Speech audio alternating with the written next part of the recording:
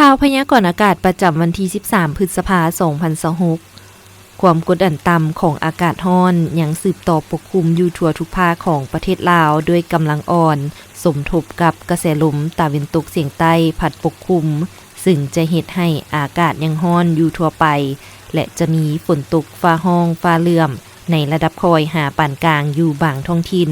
พอมีลมพัดแรงเป็นบางโอกาสอยู่ในแต่ละภาคดังนั้นจึงขอแจ้งเตือนถึงประชาชนบรรดาเผ่าองค์การปกครอง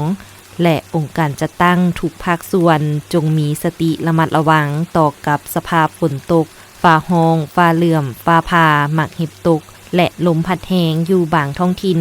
ขอให้ติดตามข่าวพยากรณ์อากาศจากกรมอุตุนิยมและอุทกศาสตร์อย่างต่อเนื่องสภาพอากาศภาคเหนือด้านตะวันออกแขวงพงศลีอุณหภูมิเฉลี่ยระหว่าง16 27 องศาแขวงหัวพันอุณหภูมิเฉลี่ยระหว่าง21 30 องศา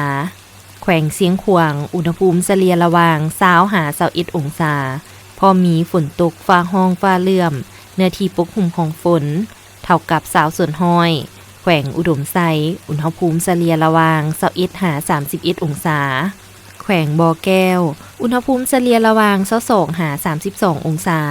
มีฝนตกในระดับคอยเนื้อที่ปกคลุมของฝนเท่ากับ30ส่วนห้อยแขวงลงน้ำทาอุณหภูมิเฉลี่ยระหว่าง22 32 องศาพอมีฝนตกเป็นบางบอนและมีเนื้อที่ปกคลุมของฝนกว่าเอา20ส่วนห้อยแขวงลงพะบางอุณหภูมิเฉลี่ยระหว่าง24 36 องศา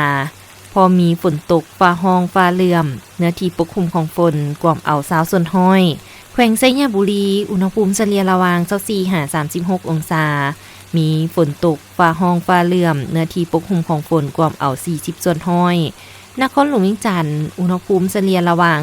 27 38 องศามีฝนตกเป็นบางบอนเนื้อที่ปกคลุมของฝนกว่าเอา15 20ส่วนห้อยภาคกลางแขวงไซสมบูรณ์อุณหภูมิเฉลี่ยระหว่าง19 35 องศามีฝนตกกว่าเอา20ส่วนห้อยมีฝนตกในระดับคอยเนื้อที่ปกคลุมของฝนกว่าเอา20ส่วนห้อยแขวงเวียงจันทน์อุณหภูมิเฉลี่ยระหว่าง27 36 องศาเนื้อที่ปกคลุมของฝนกว่าเอา20ส่วนห้อยแขวงบริคำไซอุณหภูมิเฉลี่ยระหว่าง23 37 องศาเนื้อที่ปกคลุมของฝนกว่าเอา20 30ส่วนห้อยแขวงคำมวนอุณหภูมิเฉลี่ยระหว่าง24 37 องศาเนื้อที่ปกคลุมของฝนกว่าเอา20ส่วนห้อยแขวงสวรรณเขตอุณหภูมิเฉลี่ยระหว่าง26 37 องศาจะมีลมพัดแรง5 เมตรต่อวินาทีแขวงจำปาสักอุณหภูมิเฉลี่ยระหว่าง18 39 องศาเนื้อที่ปกคลุมของฝนกว่าเอา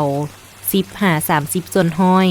แขวงสะละวันอุณหภูมิเฉลี่ยระหว่าง28 39 องศามีฝนตกเป็นบางบอนเนื้อที่ปกคลุมของฝนกว่าเอา10ส่วนห้อยแขวงเซกองอุณหภูมิเฉลี่ยระหว่าง19 39 องศา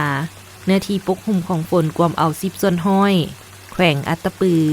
อุณหภูมิเฉลี่ยระหว่าง28 39 องศาเนื้อที่ปกคลุมของฝนกว่าเอา10ส่วนห้อย